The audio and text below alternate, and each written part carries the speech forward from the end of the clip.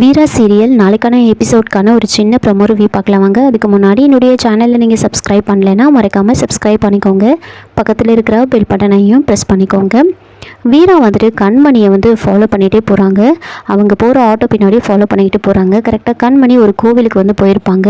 அங்கே அந்த ரவுடிக்கு கால் பண்ண அவங்க ஒரு இடத்த சொல்லி அந்த இடத்துல அந்த பேக்கை வச்சுட்டு போயிடு அப்படின்னு சொல்கிறாங்க. கண்மணியும் அதே மாதிரி அந்த பேக்கை அங்கே வைக்கிறாங்க. இது எல்லாமே வீரா பார்த்துட்ருப்பாங்க. பேக்கை வச்சுட்டு போனதுக்கப்புறமா எதுக்காக இவ பேக்கை இங்கே வச்சுட்டு போனா அப்படின்னு யோசிச்சுக்கிட்டு பார்த்துட்டு இருக்காங்க. அப்போ தான் ஒரு ரவுடி நேராக அந்த பேக்கை எடுக்கிறாங்க.